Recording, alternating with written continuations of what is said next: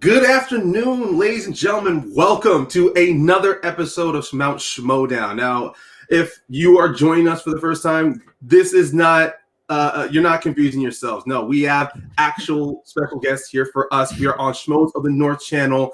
Before we even introduce our guests, I want to introduce myself. My name is Ryan Payne, and with me is my co-host, Ben Rayner. Ben, how are you doing today? I'm doing good. This should be a fun one. I'm doing good. Yeah, and honestly, he said it right. It's going to be a fun one. Today, we're going to be talking about the career of one of the fastest rising stars of the Schmoedown, Brendan the Kid Meyer. And I'm going quickly because he's literally right here, right underneath me. So normally I would like to do this long introduction, but he is here, and it's just, I'll say, yeah, it's a bit intimidating having him here, but even then, it's still going to be a fun conversation. No intimidation, man. No, it's all good. No, thank you for having me on. No, and we are glad that you were able to come on with us as well. And speaking of fast rising sensations as well, we also have another special guest on this panel. We have the rookie draft sensation from The Usual Suspects, Paige frabetti. Paige, how are you doing?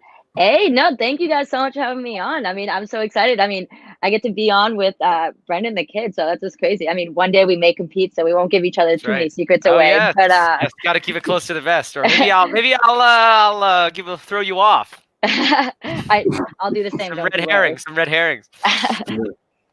No, it's an honor though. Thank you guys so much for having me on, and it's great that I get to be in the same, well, not same room, but same virtual room with all of you guys. So.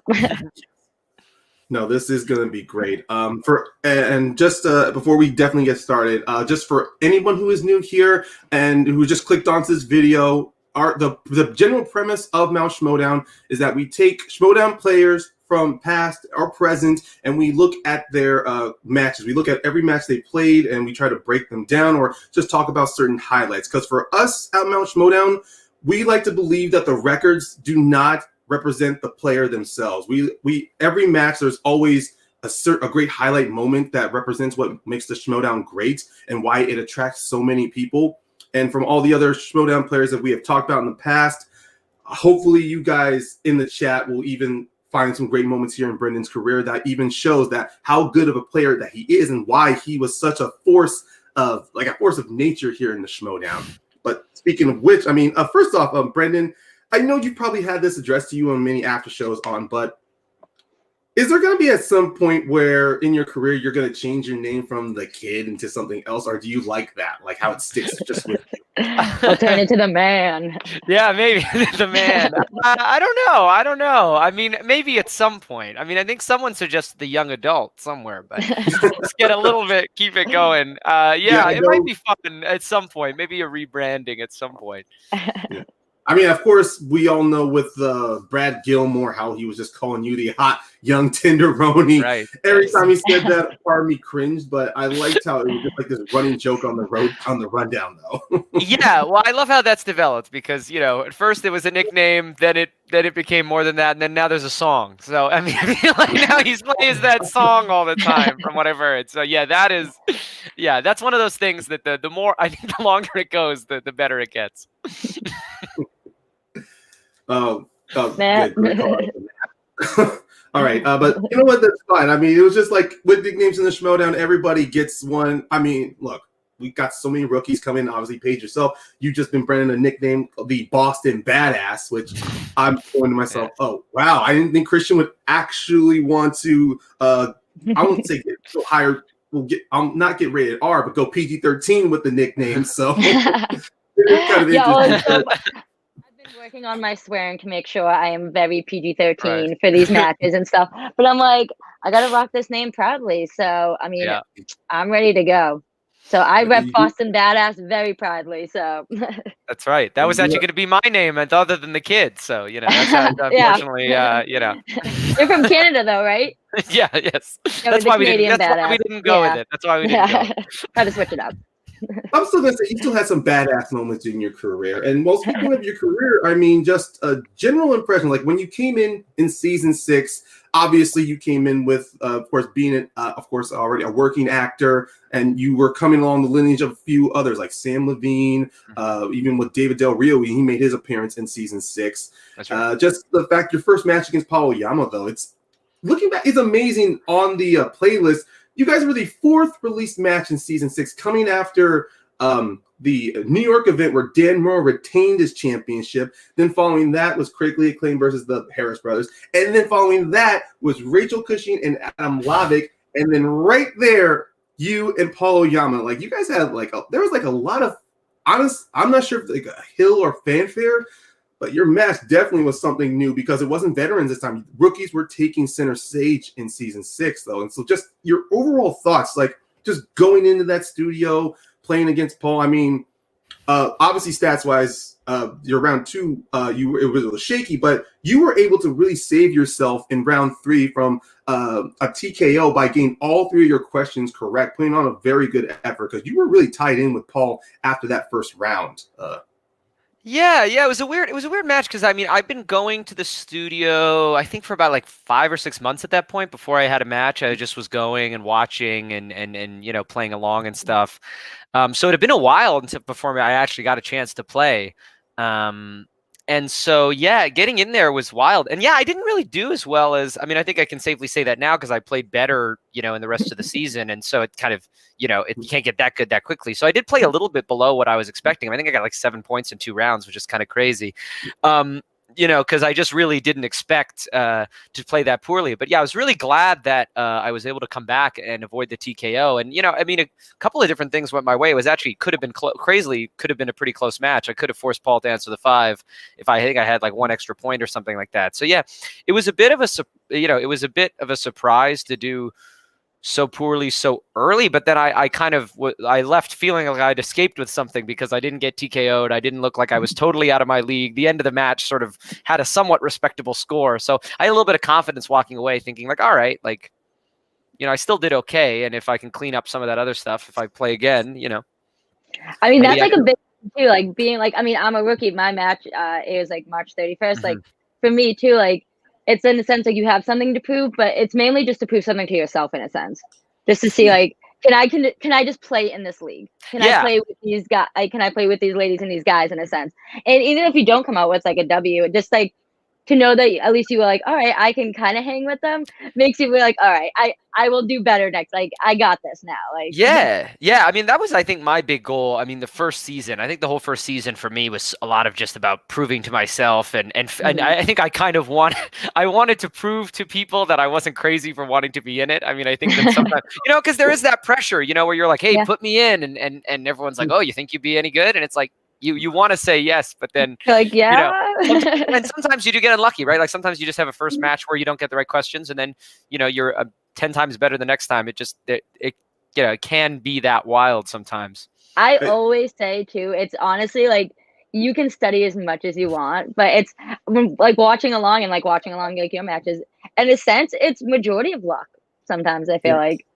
It's not what you know, but it's kind of the cards that you're dealt, I feel like. So yeah, absolutely. And it's like I think that you always have to have so much of what you're going to get is going to be based on your knowledge, like your base knowledge of other stuff. You know, like I mean, I remember when I'm talking to people about studying and stuff, it's like it's important to study because you know every point counts, but you're really only studying for 1 or 2 points in a match. The majority of the points you're going to get are going to be from stuff from watching the movie, from your own knowledge. And so, but a lot of times 1 or 2 points decides the whole match. So that's why you study, because if you get that 1 extra point in round 1 because you were studying, or you get that 2 or 3, it can change everything. So that's why it is important to keep studying. But often you're relying on, you know, just what you know. You can tell me your secrets if you want. So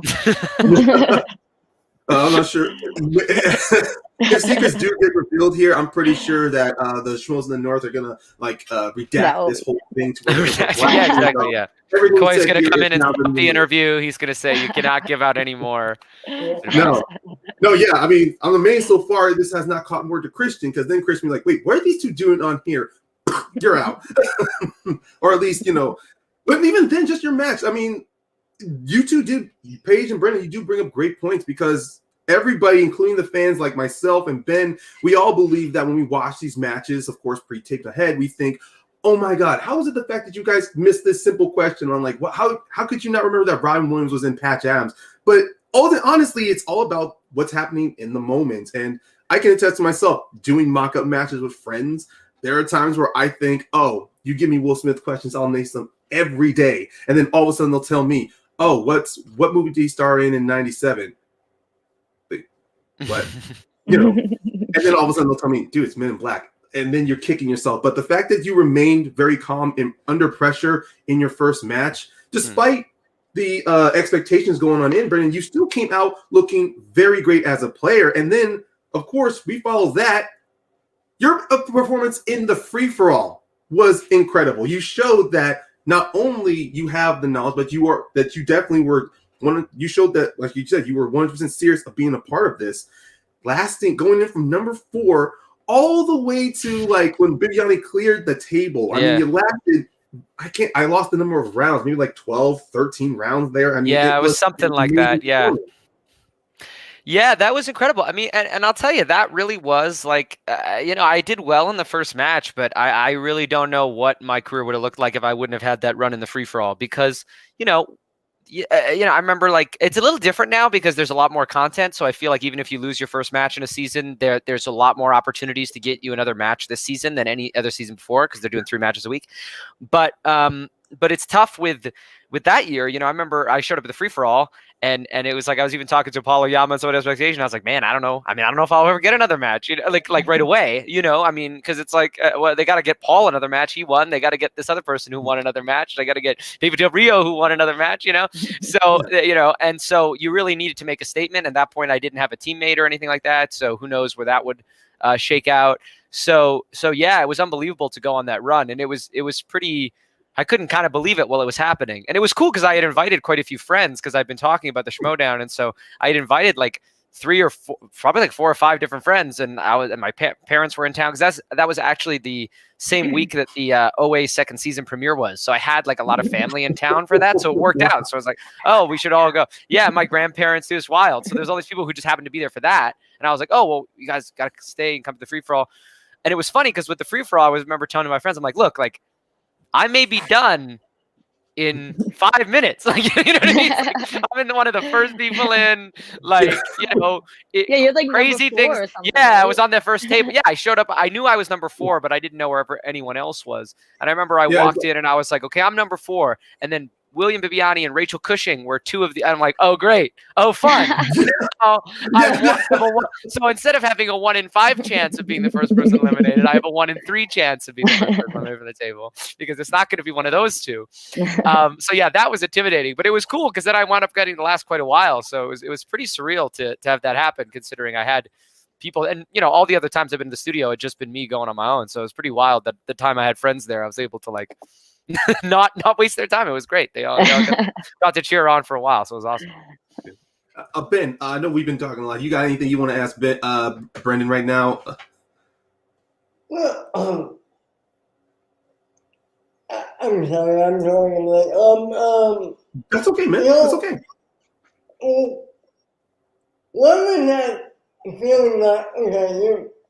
You're out of people that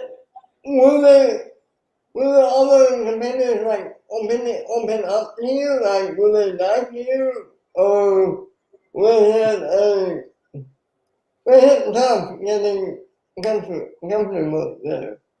If that makes sense. Yeah, you say if the other competitors were nice to me? Yeah, they were. Everyone was really welcoming. I mean, I think that the nice thing about it was that I had been there. Well, it's weird because I'd been there so many times watching, but I didn't interact with as many people because you just kind of show up and sit in the corner. And like I talked to Paul. I actually talked to Paul a bit. I talked to Eric Zipper actually a lot of different people, but I mainly kind of kept to myself and just been chilling and watching. And so yeah, the first time that I talked to a lot of competitors was that day at the free-for-all. Actually, not even the taping. Where I taped to play Paul Oyama. So it was really fun to kind of get to interact with everyone. Everyone was super nice. And it was cool because especially after I came back down, after I've been up there for a long time, there was like a sense of like congratulations and stuff, which was cool because I think before the free-for-all, I hadn't fully felt like a part of it, Do you remember meeting Bibiani for the first time? Yeah, first time I met Bibiani was actually when I played Paul Oyama, and so he was. I had been around him at the studio and maybe exchanged a word or two, but when we really spoke was that day at the taping, and so he had talked a little bit. They had helped me. He consulted me on my entrance a little bit, and we talked about that over email. And then because kind of doing that for a lot of different people at the beginning of that season. And so I saw him there. I met him. He was super encouraging. And then he was actually very encouraging in the match. I think if you go back and watch the match, I think someone is happy, cheers when I get the 5-pointer or something like that. And I believe that's actually him. It is Bibiani because that match with Paul. Yeah, it is him. Yeah. Especially after when you avoided that TKO, I liked how you were getting confident. You did this nice little not insult, but nice little jab at Paul to see if you I gotta give Paul a little bit back because he was giving me a tough time. Yeah. But I do want to jump back earlier to when you said about well, honestly, when you're talking about the whole people wanting to be a part of this, that match really was very. I think that is a very important match, not because it was rookies, but you being an actor and then Paul Yama. Even though during the episode they do talk about you a lot. Paul obviously himself was no slouch because he was part of the community of fans from the Schmoedown who worked in their own who created their own little separate leagues, and he was one of the few that get recognized there. So it would have been very fun it would have been very interesting that if you would have beaten Oyama, that would have been not only you solidifying, showing that you are here to play, but you would have against someone who is considered to be a very titan of the fan leagues in general, and the fact that the fan leagues themselves have kind of slightly been slowly almost influencing the audience, the newcomers alone to want to play in the Schmoedown, to where now, diverting that onto Paige. I mean, when you were being approached for the Schmoedown, of course, everybody, all the rookies on that draft list, the ones who were being talked a lot were the Fan League 4, which you got a match against one of them coming up soon on the 31st. Yeah. But even then, they're in the big league now, so they got to get ready. So yeah, yeah, but just then, just the overall impact that the fan leagues were having with the Schmoedown, was it trying did it ever deter either of you when it came to playing? I mean, from your match you had against Paul Brennan or your upcoming match against Peggy Paige, even though your mindset, this community of fans behind. Oh, he's back. Do you want to go first, Brendan? Oh no, you can go first if you want. I just answered. I mean, honestly, for me, I've been a huge fan for so long. So even though I wasn't partaking in the fan leagues, I would always play along with my friends, when I would watch, in a sense. And for me, it's now, I mean, I have something to prove to myself, but no one knows what to expect from me. So that's kind of my little hidden secret. You guys don't know what's coming your way. So for me, for Peggy, I can study her tapes. You should have deleted those off YouTube. So now I know your strengths and weaknesses, and you know nothing about me. So it's kind of nice in that sense that for me, it's kind of I'm the mystery ball thrown in. So I don't know, but I mean, it's cool that the fan leagues and fans just got to have the opportunity to join in within this league. Like I said, I've been a huge fan for so long. So the fact that I got this opportunity, I'm still on cloud 9. This is still a dream come true. So the fact that I even get to be part of this, I'm just enjoying every single aspect of it as much as possible. So yeah, no, it's exciting, and I love that they're making it. I think that's what's so amazing about with players like you getting drafted and them having the first class league, and them also just in general having managers having this. I mean, there's so many more avenues to get noticed and get in now. It's really exciting. That people from all over the country, and I guess in some ways over the world, are now going to be able to get on people's radar. So that's exciting. And also, I did look up game tape on Paul Oyama, and he didn't really miss any questions. So that was not fun for me. When I was preparing for my match against Paul Oyama, I was like, oh, here's the Fad League matches. Let's see if I can find his weakness. And he was going near perfect in every match. And I was like, well, this is bad. And the fan leagues are sometimes quite a bit harder than it can be harder. I've noticed that too. Yeah. But I was I'm not afraid of this chick, so. Peggy, you know what's coming your way, man, on 31st. Be scared and be ready, so. Oh, that is fun. You know what, Brendan? Let's just, I think it's time. We've talked a lot about that match, but even then, your season 6, that was really, truly your breakout season. You, the free-for-all, becoming partners with Bibiani, even your run in the Ultimate Schmoedown. I mean, it was amazing.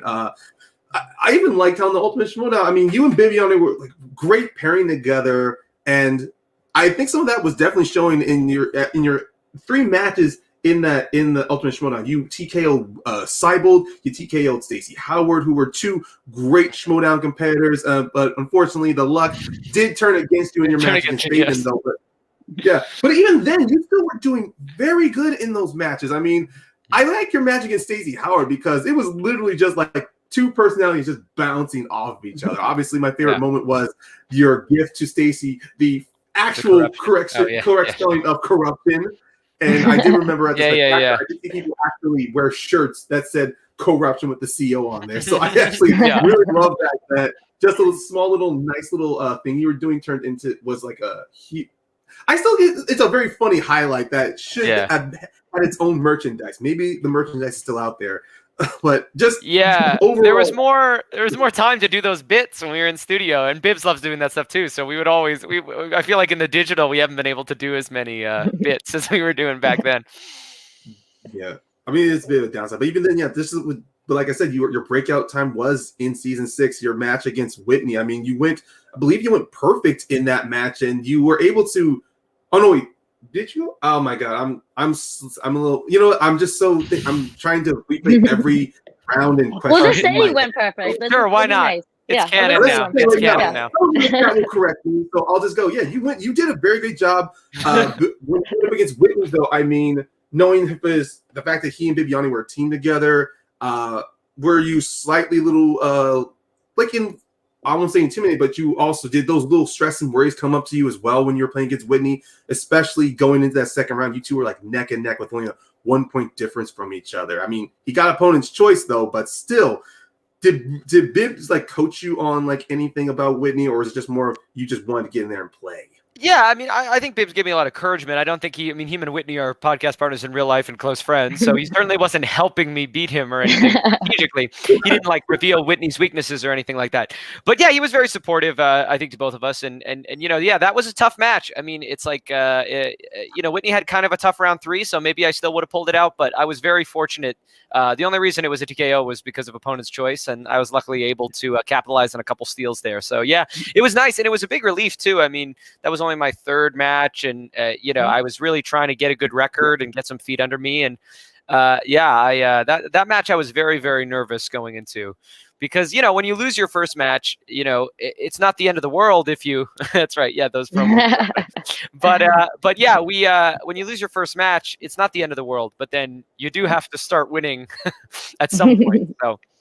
You can't go 0-3 or you got to figure it. Yeah, so, you always stick around. So. Yeah, exactly. The first one's not the end of the world, but at a certain point, it's like, even if you play well, like, because that's the thing we've talked about is it's like at a certain point with the Schmoedown, sometimes you can just play really well, and even if you don't win, it's okay because you showed something, you're impressive, But at a certain point, just because of the way the ranking systems work, at a certain point, it doesn't really matter how well you play. You just have to win at least. You get 1 win under your belt. Yeah, you got to get something. Yeah, but yeah. Yeah, they were definitely focusing a lot more on records, especially season 6. Like of earlier seasons along, earlier seasons along the Schmoedown, of course, seasons 3, 4, and 5, which season 4 is my favorite. They weren't focusing too much on records and more just having people play. But the more serious it did get, season 6 was literally like the turnaround because the records became more important to determine on matches, like you said. And even then, you did say right. Even if you do play well, you can still continue to play. Like some of my favorite competitors I love watching, like Josh McCouga, Stacey Howard, Lon Harris, even like Eric Zipper, to name a few. They play very well, but they've always been unlucky in their matches. I mean.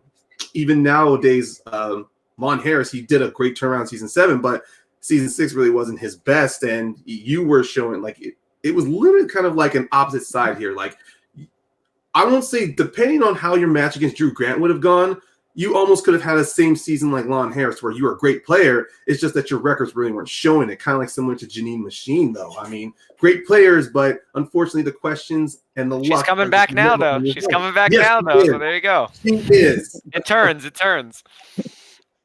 Yeah.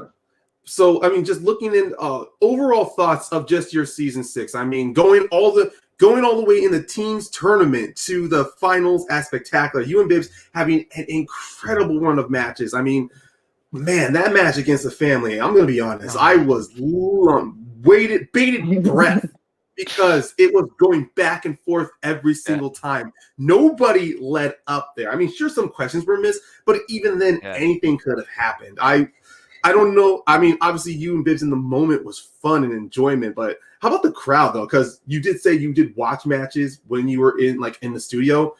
Was there any chance? I mean, I know you wanted to stay focused in the moment, but was there any moment during that match against the family you wanted to look at the crowd and just see everyone's faces on how they were reacting?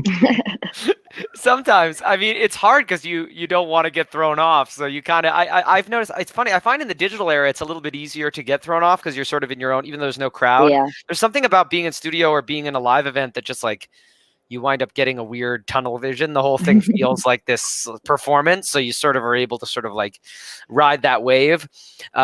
It's like a little more stoppy starty now, which is a little bit of an interesting trick, but yeah, no, it's tough. I mean, that was kind of like what we were saying. It's like my whole goal for the first season, especially because of how it started, like not winning the first match and all this stuff. I didn't really like have a goal of like, I got to win a belt by the end of the season. Like I need to win. And so, yeah, to sort of be in that situation where I was, in the finals of the team's tournament, playing for the team's belts, that felt like enough. I mean, you always want to win every match, but it definitely did feel like I had at least accomplished something in that first year, getting that far with Bibbs. It was exciting. Paige, I have a question. Do you have a favorite entrance that you and him have done? Yeah, favorite entrance. I really liked the one where we became the announcers. I thought that was really, really funny because that was cool to get to be behind the I can't remember which was that the Odd Couple match. I think. Gosh, I can't. It really was the Odd Couple match because guys, it was where we did the Home Alone reenactment. Oh yeah, the Movie Guys with Home Alone reenactment. Yeah, and I mean that match was wild. That Movie Guys match is still one I think about all the time because that was only the second time we had played first round of the tournament, and those guys pushed us to the limit. So that's probably the most stressed I was the whole year because that was wild. I mean, it just goes to show, right? One question, those guys, we were able to get by them, and then we won the whole thing. It just goes to show how you never, like we've talked about, sometimes you lose a match, and if you would have won that match, you would have been going all the way. But so, yeah, but yeah, that first year was a really wild run, and I remember just being at Spectacular at the end of the year, and just I felt lucky that I had kind of made it, to the end of the year, because Spectacular is cool that way, because you can only play there if you earn it. Like it's one of the only things where you sort of have to check one of those boxes, which is having the belt or being the contender. In most cases, I guess winning a tournament. So yeah, it was definitely a thrill to just be there. Okay, I was gonna say, but no, actually, Spectacular. That really was an amazing event. Speaking of interests, there, you and Bibbs came out, dressed in like with Santa Claus hats on, like giving gifts to everybody in the audience. I actually got to be there in attendance and see you guys just handing out gifts. So it was kind of fun. Like I just remember when you guys got to the stage, I just tapped on one of the shoulders of some of the guys, like, "Hey, what did they give you?" And I think it was you're just handing out candy or chocolates. Yeah, picked up a bunch of stuff beforehand. Yeah, so there's a bunch of different stuff. It was really nice to see that, actually. And I love that the fact that you and Bibbs teamed up. Like, Bibbs, obviously, great Schmoedown player, lover of entrances, and the fact that you got to have some fun doing bits with Bibbs in the background, like the behind the scenes skits, like all those times you could just running into Bibbs, and then just like very good story that was really telling out there. Like you couldn't tell if Bibbs was going to work as a manager for you or eventually become a team's partner. Yeah. And then, of course, that skit where Whitney breaks it up and Bibbs just goes, "Why? Why? Oh, hey, kid, why?" Like, it was just, like, it was like really a nice nugget after every match. Like, oh, my God, this match is stressful. Like, oh, hey, it's a Bibi Honey skit. Oh, Brendan, this is fun. Yeah. No, we had some fun doing that. I think doing those skits together kind of helped Bibbs and I's chemistry too, as we were sort of building a rapport to do the matches too. So it all helped. How many soaps? I have some soaps. I mean, I was lucky. I got gifted some soap from Bibbs that was fantastic, some Shazam soap. But yes, I also need to go and purchase some as well. How do they smell? Do they smell as good They as are, you say they do? they are great. They live up to the hype. No, it was excellent. All He right. actually dropped off quite a bit of soap after we played. Well, I guess jumping up, but after we won the belts against Corruption last year, that's when he was kind enough to drop off some Shazam soap. So that was pretty exciting. That's actually probably like my favorite match of yours. I know it's very different playing in. I mean, I obviously am still waiting for my debut in a sense, but like, I mean, it's obviously very different playing singles and then teams because you get to rely on someone in a sense. So like for me, that was like one of my favorite matches because obviously you guys won, but you guys also both got a perfect round in round one, and you both got the bonus question right. So I mean, if I was Corruption, I would have been peeing my pants a little bit sitting right next to you guys. So. Well, they did a good job of keeping it close. That's what's wild about that match. We were jumping ahead, but no, I mean that match was there. That was a lot of twists and turns in that one because we started the dream start, but then it still came down to the wire. Yeah, to the 3. I mean, one thing I just wanted to show, you can get a perfect match every single time in round one, but that second round always ends up a training. But also the fact it was a teams match. Yeah, 5 rounds on in, like literally anything could have changed. You guys could have gotten off on the betting round, or one of you just didn't get enough speed round questions. Actually, Brendan, since you've actually played both you've done 2 5-round matches, one in studio and also one in the digital, like, the impression of the speed round, though, the fact, like, do you like the new format, like, with the just giving yourself, like, they give you 5 questions to answer, like 10 questions to answer? No, it's teams. It's 5. They split it up in teams, but it's 10 in singles. Yeah, or do you like the buzzards? You know, because I know that spectacular match, you were hitting those buzzers like there was no tomorrow. Honestly, I remember that. Yeah, I like them both. I mean, I like them both. I mean, I do like the new one because. I think it's a better. I mean, it is a better test of the knowledge while also still having really interesting components. I mean, I think it still has the stuff about the stuff about the buzz around that was interesting was the like, do you buzz in? Do you pass? When do you? So you still kind of have that in this new speed round, but you really have to know, like, everyone who knows the answer. If you know the answer, you're going to be able to get the point, which is cool. And so I do like that. It changes things up though, because it changes the whole way it worked, because in the old days, you could only get a maximum of 5 points in the buzz around. So if you fell down in the betting round, it's sort of, you had a much bigger hill to climb. Whereas now with 10 available points on there, you can see some sort of massive swings. Oh man, I would have like trigger fingers and just be hitting it like every 5 seconds. And like my thing is, you got to listen to the whole question, because I know a lot of people with the buzz around, they're just like, once 2 words are said, they're just like, I know it. And sometimes they get you, it's like, they were writing questions for the buzz around sometimes that you really did have to hear the whole question. Yeah. And there's plenty of examples of that. Oh, so I'm sorry, Ben, go right ahead. There's one match I have to ask you about, and that's your triple threat match with Dan and Bibbs. What was that like?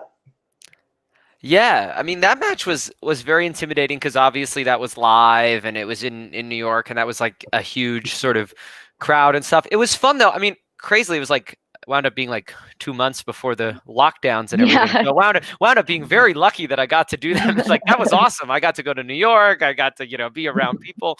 I mean, little did we know that, that would be such a gift, but at the time it was just, just for fun, but it wound up, I thought a lot last year. I was like, man, that was awesome that at least I got to go to New York before everything shut down. But, because I haven't been back since, obviously. It was a wild match. The stakes were really, really high. I was never played Dan before, who's obviously the GOAT and had literally won, as you alluded to, won there a year ago in the season opener. And it was huge for me. I mean, I had this opportunity to play for the belt, maybe get some vengeance on Ben Bateman. So I really, really wanted to get it done. But I also felt not a ton of pressure. It was a high pressure match, but I also knew that no one really expected me to win against those guys. So there is a certain, you can play into that, right? You can use that to your advantage mentally by going, hey, like, as long as I don't suck, people will be. It was the first time, I think, since that Paulo Yama match, because all those other matches have been in the tournament and the stakes, and it's like you just wanted to win, especially all those teams matches. So it was kind of nice to have a match where I'm like, hey, I mean, it's not going to be the end of the world if I don't. You just play for the fun of it, actually. Yeah, and it was just fun. It really showed, honestly. You were there just having a good time. I mean, you took Dan all the way to his 5-point question. If he had missed that, you would have been the one playing Bateman in Atlanta for that championship. I know, and then I would have got a trip to Atlanta before lockdown. That's close. Not too bad. Looking at those live events, though, I mean, because you did 3. You were in the free-for-all in LA, and then the spectacular in LA, and then the one in New York.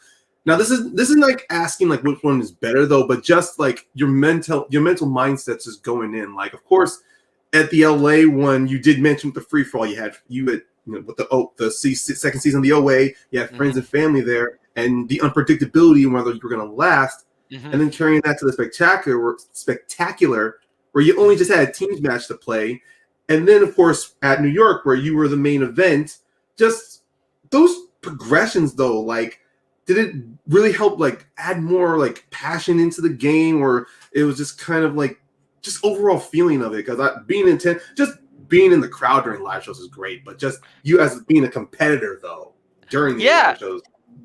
I mean, I love it, because I mean, obviously from an acting background, I love doing theater and stuff like that. And so that buzz when you show up and everyone's backstage and, you even though it's not scripted, it's anything can happen. You're answering questions, it does have that same buzz of live performance, which I really, really enjoy. And I like being around that atmosphere. So I always actually find that that kind of calms me down a little bit in a way, because it's sort of, there's an element of fun to that. There's an element of energy there that just isn't there even in studio, and some people it's the exact opposite though. It's like some people it's like that's kind of the worst situation for them because they don't like being in a crowd. But for me, weirdly enough, I find being at home much more stressful when it's just me. I'm in the other room. I'm sitting on my table, just counting the hours until I have to go play, and I guess sit in, and the studios, like that's everybody now. I think we're all sharing your anxiety as well, not just with just Schmoedown, but also just exactly. Well. Exactly. And it's like, but because in the studio it used to be a little bit easier. You could distract yourself. You'd have a match that day, but then you kind of would not be forced. You'd want to, but you'd be forcing this. You'd be talking to people because they're there, and you'd be in conversations. Yeah. You'd watch a match ahead of time, or you'd watch, so you were kind of able to like not think about it and engage with everybody else and enjoy being around people. And then just get nervous like 15 minutes beforehand, like, oh, it's my match, I'm nervous. Whereas now it's like all day you're like, oh man.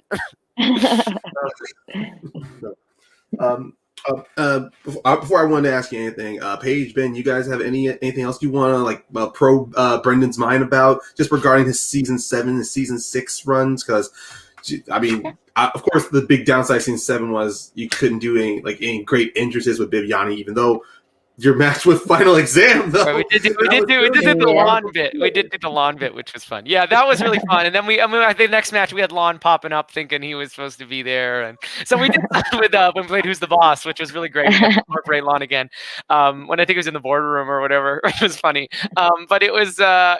I mean, we tried to do some stuff like that, but yeah, I mean, like that was Bibbs's idea about the delinquent kid thing, and it was so funny, and everything Lon does is so great. I mean, I loved him as the professor. That was when I was watching matches in studio. So that run he did with with him and his brother, and as the Harris brothers, they always made me laugh. So I love what he's doing now, the new shtick. So yeah, the fact that we got to be a little part of his whole thing was fun.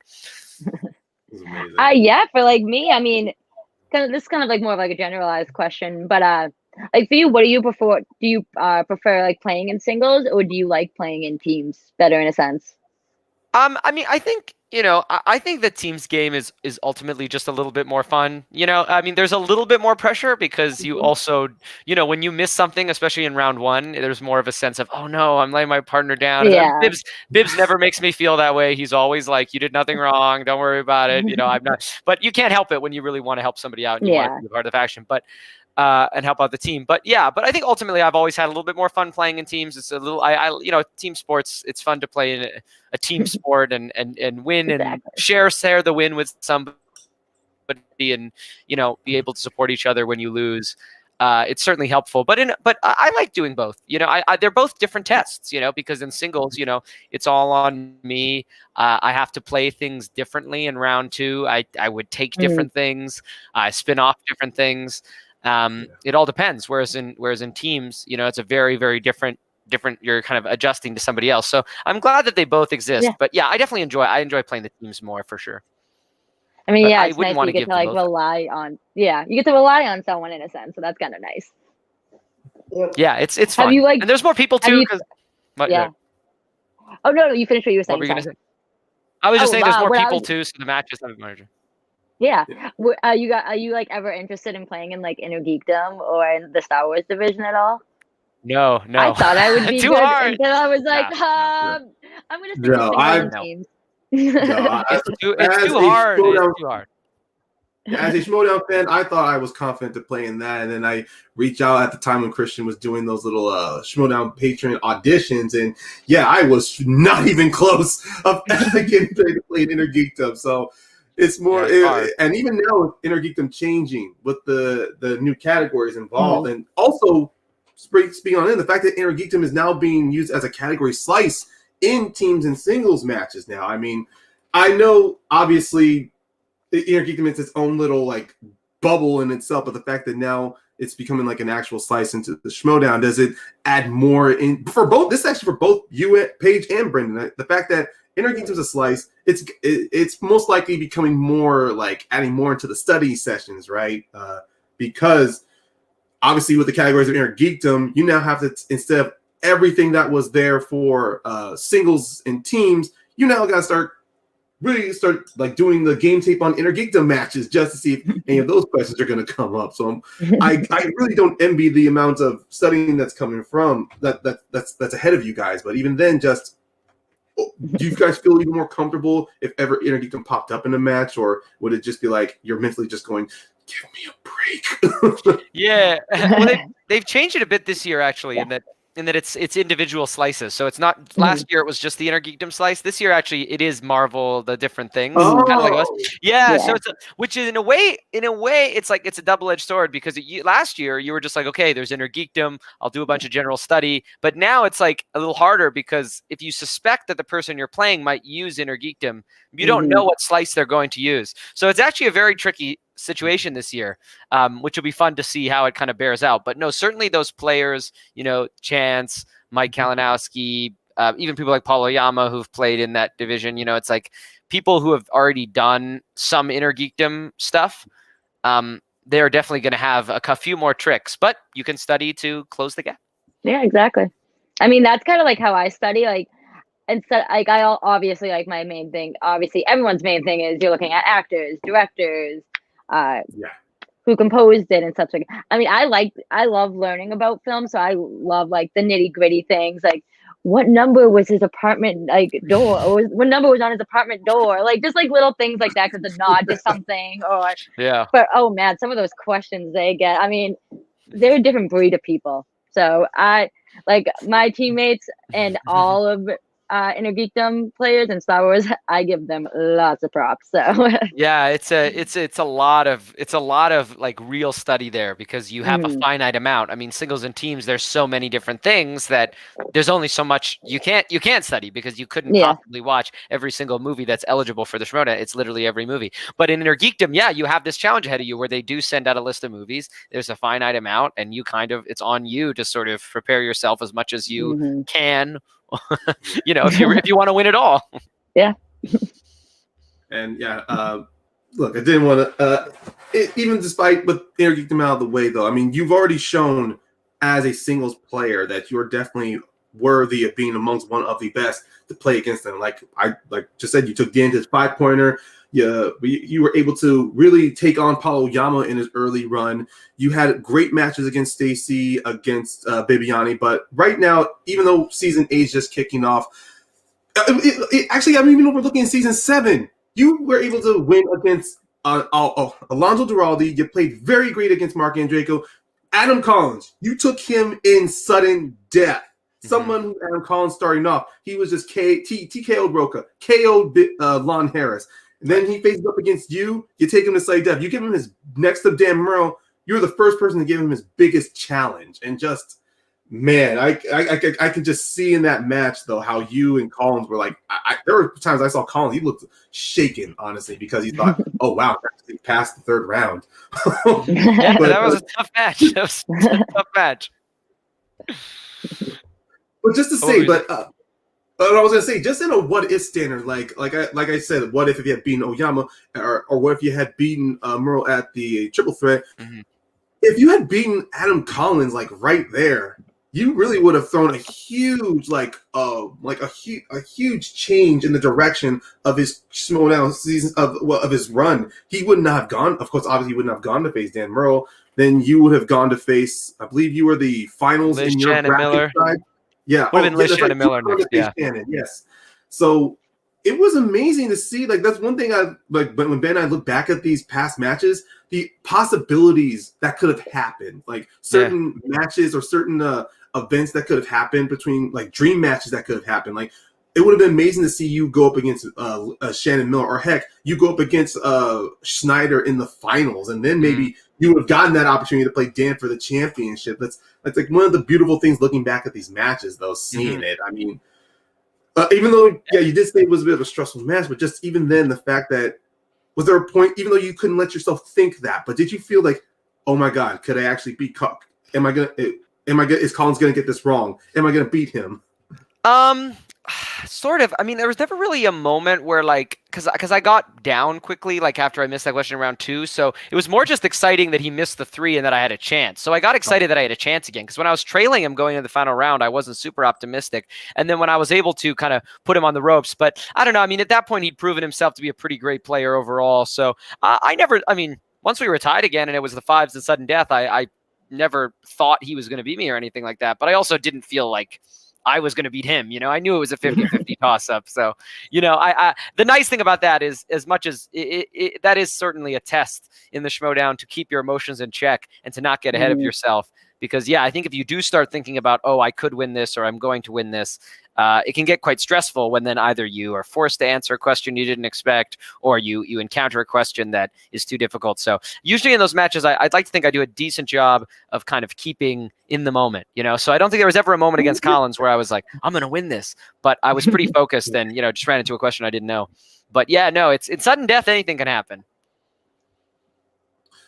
That's actually very good to. I mean, I definitely like that insight, though. And one thing that's definitely shown with Schmoedown is that it's definitely a mental sport, though, because we've seen so many matches where so many players have let their emotions like really stop them or get the better of them in a match, and then all of a sudden, the luck ends up turning their way to where it's like, oh wait, I'm still in this. Okay, this guy keep going. I mean, anything can happen.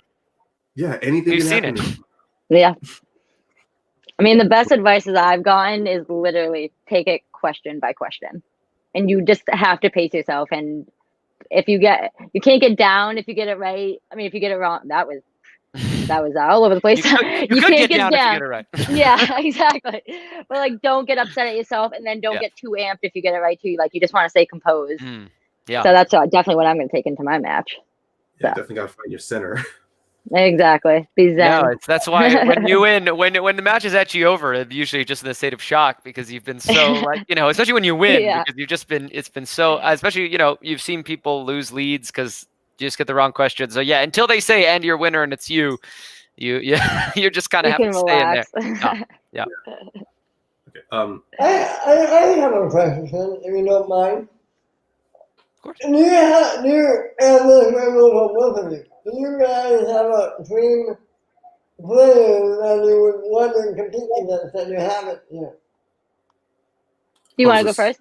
Yeah, you can go first. No, you can go first. Paige. I mean, I don't want to I've already called out the big boy Bateman. So, I mean, ideally at some point, I would love to face him. But right now, for me, it's just getting points for my faction and just taking it game by game. Honestly, a dream, though, would be like to play on like teams. I would love to hopefully get to that at some point. But yeah, I don't know. Honestly, I'm not scared of anyone in the Schmoedown. So whoever they'll give me, I'm more than welcome to play. So I just hope they're ready. Brendan, I'm talking to you. Okay. No, that's awesome. Yeah. For me, I mean, I don't know. I have a lot of, I think for me, when I think about dream matches, a lot of times I'd love to just get another shot at some of the guys I played. Like, I'd love to play Merle again. I'd love to play Collins again. Obviously, you said so close. I'd love to play Oyama again. So I think those are the ones I think about the most. There's still a lot of players that would be fun to play against, too. A lot of elite players I haven't had a chance to play. And Bateman, too. I mean, almost I guess everyone I've ever lost to. Everyone I've lost to, I'd like to play again. I want to do over. Another chance. To tie it up 1-1. Yeah, like really bring it, like really clean, keep the whole playing level even. That's right. That's right. Actually, I do. There is one thing interesting. Obviously, this year with factions being a bigger thing with managers involved. Brendan, your work with Koi, it's been very amazing to watch, honestly. And you were already improving, like already taking leaps and bound ahead, becoming a great Schmoedown player. But of course, this question's been asked to a lot of players, and obviously, this question will be directed to you as well, Paige. But having the managers like really working with you in matches or like in your corner, I mean, or at least getting talking with managers, doing strategy breakdowns, mock-up study sessions, or just trying to get an overall build the camaraderie with managers as well. As well, first off with Brendan, working with Koi has been having like a good camaraderie with him has helped you be more confident going into matches, or has helped you actually find your center a lot more. Because obviously in season 7 you improved much greater as you really showed a lot more range in your knowledge. Yeah, absolutely. I mean, working with Koi has been great because for a while there, Bibbs and I were sort of supporting each other there in the previous season. Because neither of us had a manager. And so, incorporating Koi, I think, took us to the next level as individual players and as a team, because you just have that extra person, to lean on, to get support from. Koi's very positive and focused, right? He's very competitive. He's very driven. He's not just doing it for fun, even though he makes it fun, and I think that's the perfect mix, I think Koi has been so helpful, especially in these digital matches, because like I said, you do sometimes feel like you're on your own here because you're isolated. And so, to have someone like Koi who can come in between the rounds and give you a pep talk, it's tremendously supportive, and it's helped me a lot. And I'm glad that I'm sure you feel the same way as someone coming into the league, Paige. Yeah, no, I mean, I have like a former champion as my manager, and I also have known as his better half, Rachel Cushing, who is one of my her and Clark were my favorite players watching this. So like it's just like crazy that I get to learn and just like get to know them. I'm like, I always tell people, I'm like, I have Sam Levine's phone number, like this is nuts. like no, but it's just so cool though, just like to have them like in my corner in a sense, to know that they always have my back and stuff like that. And Rachel and Sam are just so great, and they know how the game plays, so like how it works and stuff, so that helps so much more in a sense too, I think. Well, that is really great to hear. Ben, you have any questions to ask? You want to ask Ben or Paige, honestly? Because I know you've been silent most of the time, so I'm like, I don't want to dominate this entire thing, but I want to get your thoughts in here. I'm thinking, and I can't think of anything. Then that's okay, man. That's all right. But even then, well, since we're gonna wrap up, Brendan, just your journey so far on the Schmoedown, as I've said, as I've reiterated already before, you've shown great improvement. You had an incredible season 6. Your season 7, you kicked off. I mean, despite, and of course, most recently in season 8, you're matching his Chance. No matter, even if you did say in the pros interview, even though you do lose your first match of the season, your later years showed that it's always it's literally good. There's nothing but the ceiling for you to go. It's all uphill, not downhill. It's literally uphill for you because Aoyama, you lose, but then you take it all the way to spectacular, and then season 7 you lost a 3-way, but then you end up winning the team belts, and then you went to spectacular again. So even though. With season 8, you just get the losses out of the way. Yeah, that's right. Just get them out of the way right away. Keep that good karma going. Maybe if I won the first match, I'd lose all the rest of the match the whole season. So you got to be careful.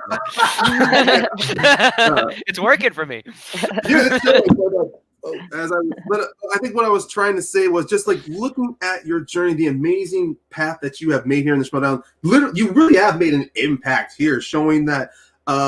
You really don't have to. I mean, like you said, you were a fan. You watched in the studio matches. You went into the Schmoedown, showing a great journey. But just having a bit, taking a step back, looking at your career so far. Any great moments you wanted to take out from season 6, like something that you thought was like a out of body experience, like wow, like this is happening, or just kind of like I would say like.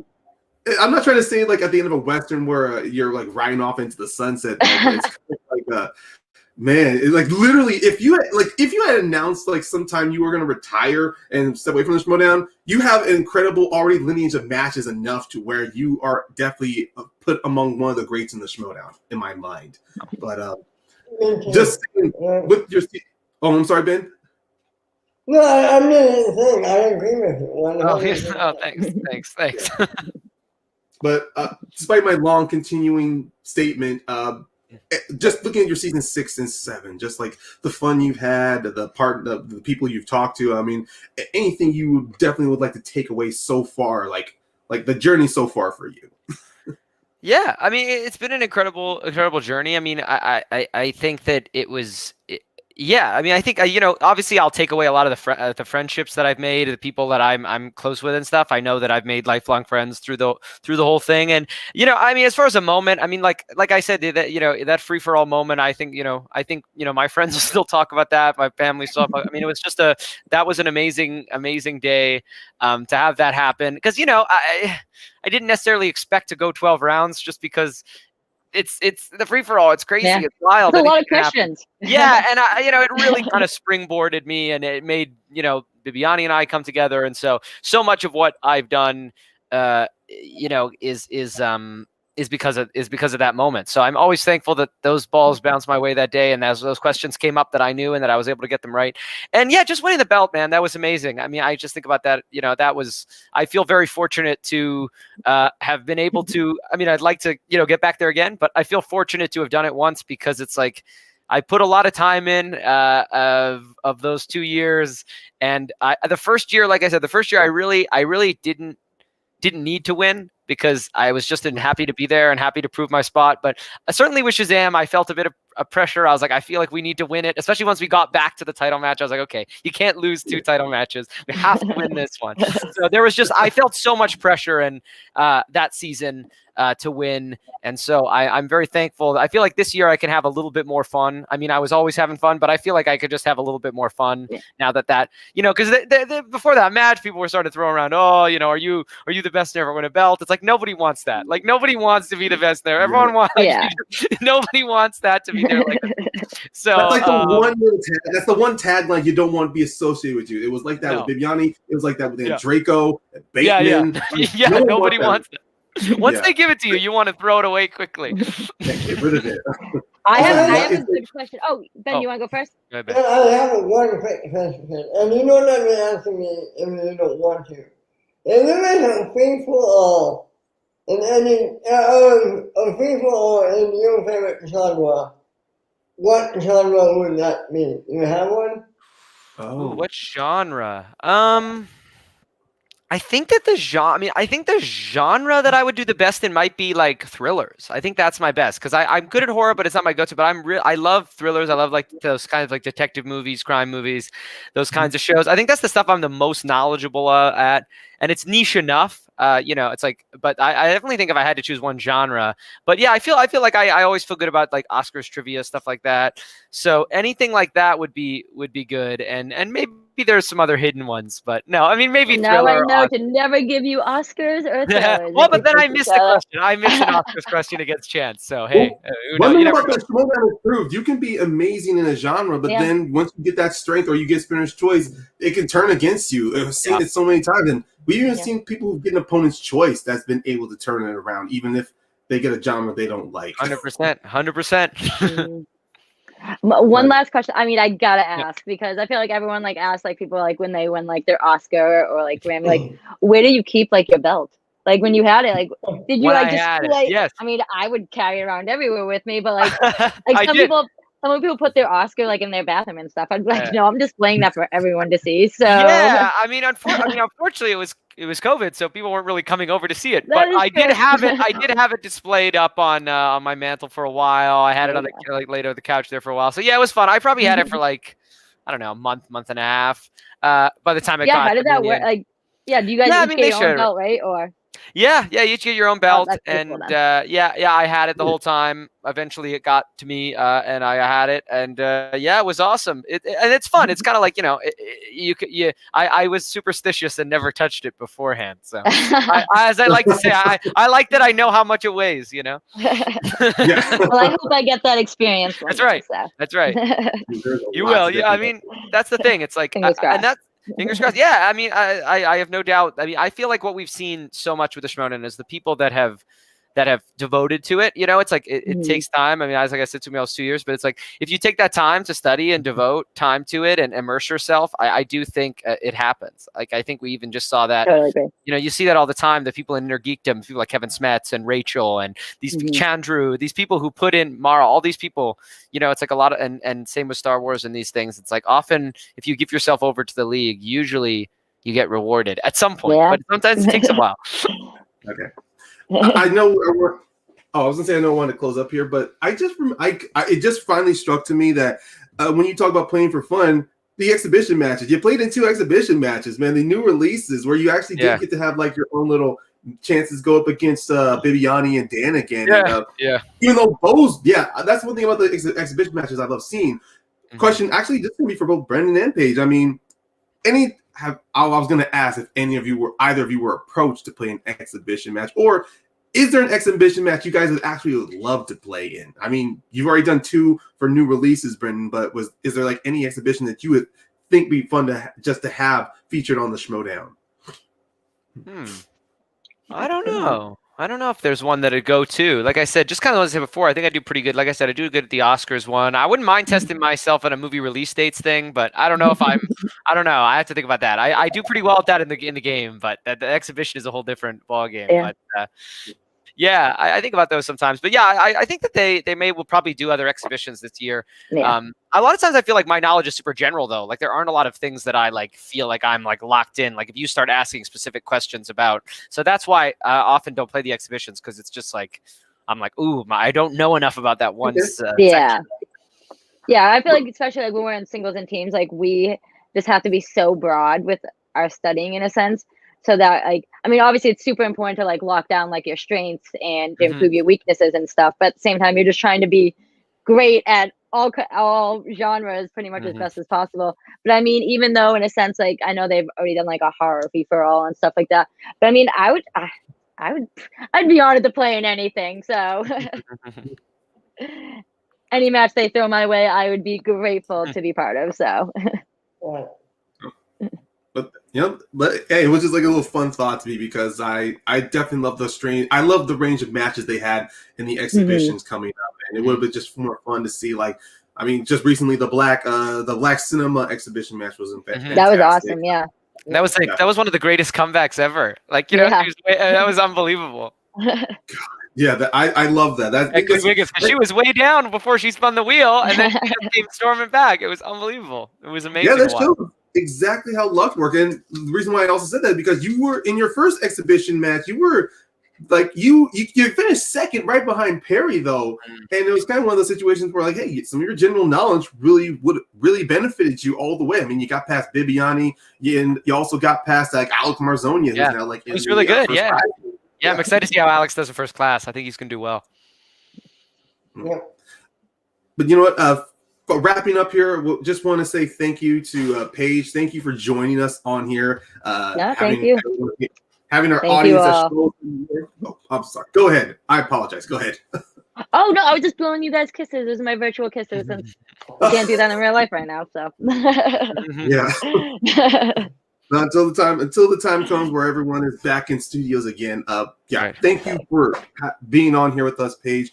Also, Brendan, thank you so much for being on here, man. I mean, it's always easy for me, Ben, and any of our co-hosts or special guests with us to talk about a Schmoedown player and the rise and links that they've made in their career, but to actually have you here with us to really like get a good sense of not like getting just some of your wisdom and the things that you've learned and the experience that you've gained. It's been fantastic to hear from. I mean, I love the Schmoedown, good or bad, double-edged sword or not, but even then, just hearing from firsthand experience is always fantastic to know that Schmoedown, it's like like it's you keep second guessing yourself, like, is this real? But then it's like, yeah, this is a real thing, and I love that. Yeah, no, thanks for having me on, guys. It was a blast. It was nice to meet Paige, and maybe I'll see her I know, it was sometime in the nice ring. meeting And it was you. nice to meet you guys and hang, and it was great. Thank you. Ben, any final thoughts as we sign off? Everything you said, I echo, and thank you both for coming on. It was really fun. Of course, yeah. Yeah, no, thank you guys. I mean, I appreciate this opportunity, and it was so fun to talk to each and every one of you guys. So thank you. Yes. All right, ladies, we are definitely signing off here. You can follow all four of us on our Twitter handles, which is above and below us. That's right. For Paige, for Brendan, for Ben, I am Ryan, and thank you all for joining us here on Schmoedown. Thank you.